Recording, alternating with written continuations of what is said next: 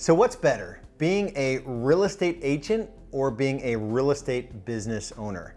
You know, the truth is that either journey is really hard. The question is, if you think about your professional life into the future, no matter where you are right now, look out 3, 5, 10, 15, 20 years, which path is gonna lead you to the life that you want to live? You know, we all know an agent in their 60s or even in their 70s, they have no financial freedom, they have no freedom of time, they're still selling real estate, they have no plan to exit the business or at least step back from the business where they can earn more residual income versus kind of income that's active related to showing homes and taking listings. So as you consider your business growth journey and where you are right now, are you achieving the kind of freedom you want, you know, making the kind of money you want and having the impact outside of your business, in your family and in your community? You know, when I think about the journey to business ownership, you know, there are all these stages that we need to tend to. Stick around to the end of this video. I want to give you a free report. It's 16 pages detailing every stage of the journey from agent to owner. So I'm clearly a little biased here. Real Estate B School is set up to turn agents into owners, and I want to objectively go through the pros and cons of that conversation, being a real estate agent versus being a business owner. If you like these videos, give me the thumbs up, subscribe to the channel, and make sure you turn notifications on and leave me comments as well.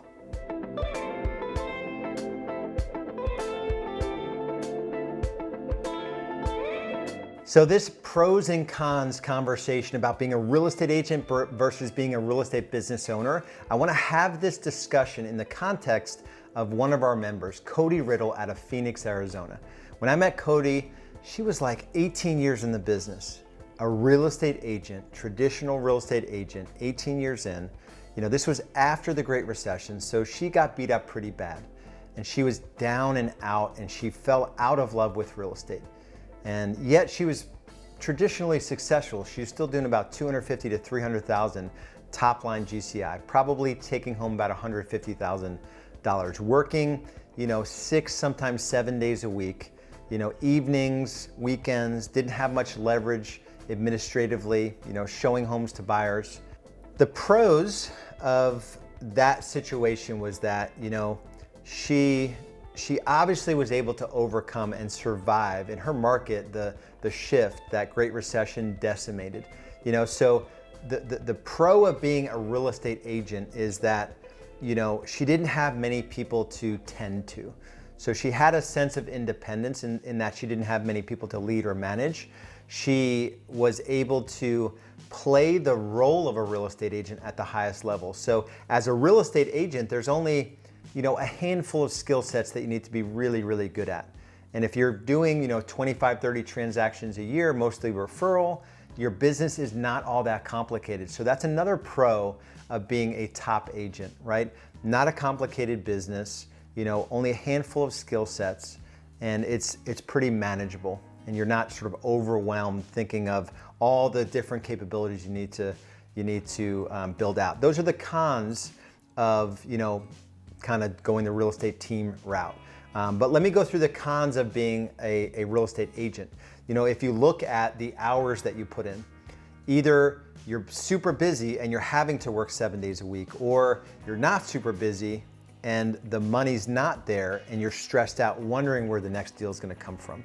You know, either way, this continuum of money, freedom, and impact, if you're not busy as a solo agent and you're not producing, the money's not there, you don't have freedom because you're stressed.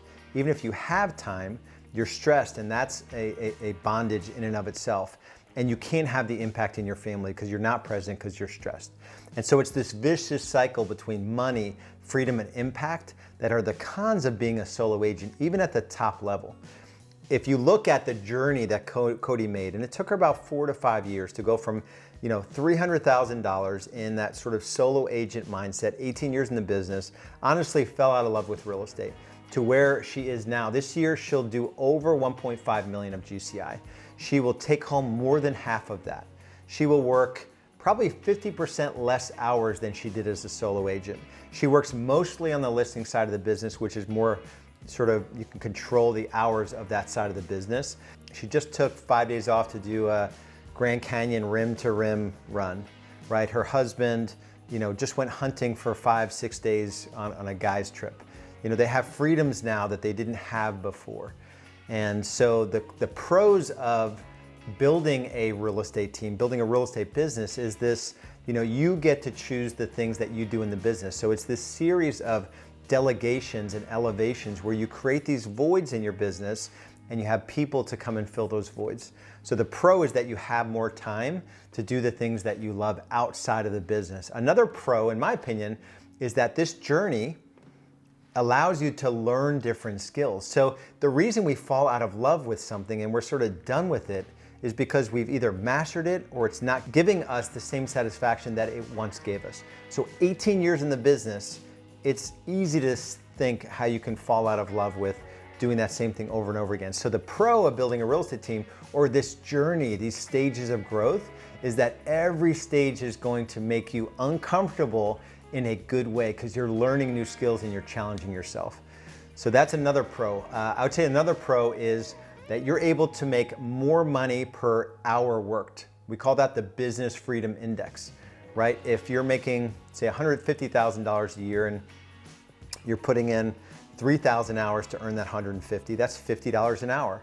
How can we 5x your income? It's a combination of things. You can make more money and work less hours. So we can go from $50 an hour to $250 an hour.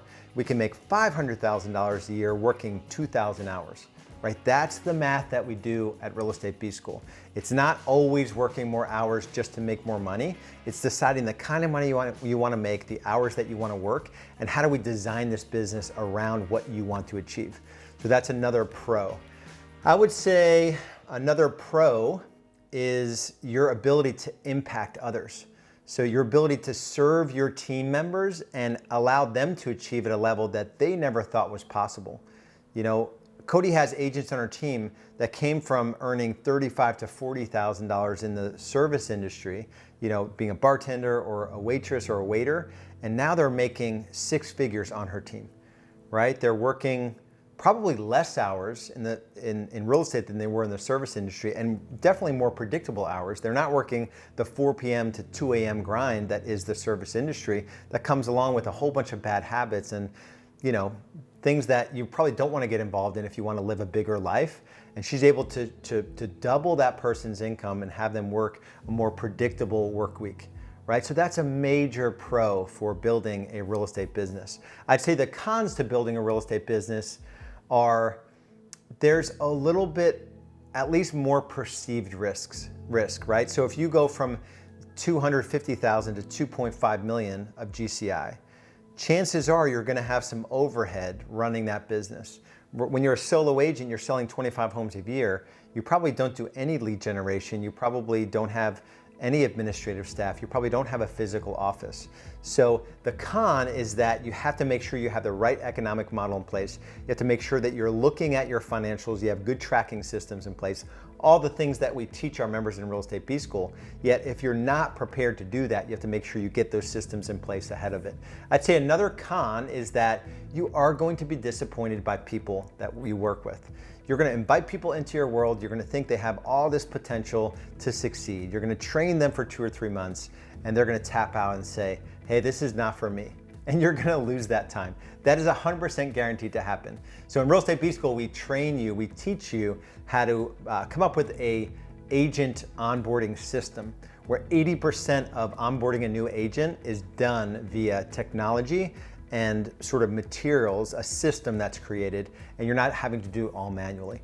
If you hire 1 or 2 agents over the course of a year and everything is manual and they both leave, your willingness to go out and do it again is going to be really low versus if the system's built out already and you just put people through it. And same thing with your recruiting system and your hiring system. We guard against some of those downsides of building a real estate team. I would say another con to building a real estate team is it's not a con as much as a risk. And I mentioned it just a second ago. It's making sure you do it on the right economic model. I know guys selling over 1,000 homes a year that aren't making money when they take out their own production, and it's all ego. We do not build businesses in Real Estate B School based on ego. So you need to check your ego before you play in our world, because the con is that you could build a business that isn't really sustainable and it's really not profitable. We don't want you to have a multi-million-dollar business that requires you to still sell homes. Even if you want to sell homes, we're going to set your business up so that you don't have to, and it's a choice rather than a requirement. So those are my thoughts on solo real estate agent versus real estate business owner, and specifically how Cody went from $300,000 to $1.5 million, working 70 hours a week, hating real estate, to working less than 40 to 50 hours a week, depending on the week, and how you could do that too. The process is a staged process. There are 6 stages of real estate business growth. We call it our Real Estate Business Growth Navigator. So go to realestatebusinessgrowth.com. That's realestatebusinessgrowth.com. You'll get a copy of that free report. I think it's like 16 pages. It'll go through all the mindsets, all the tools, all the systems, what the team structure looks like, the hours you'll need to work at each stage, the amount of money you'll make per hour at each stage, the questions you need to ask yourself strategically at each stage, and what it takes to graduate from stage to stage to stage. So if you like these videos, make sure you give me the thumbs up, subscribe to the channel, and turn notifications on, and leave me comments. We'll see you in the next video.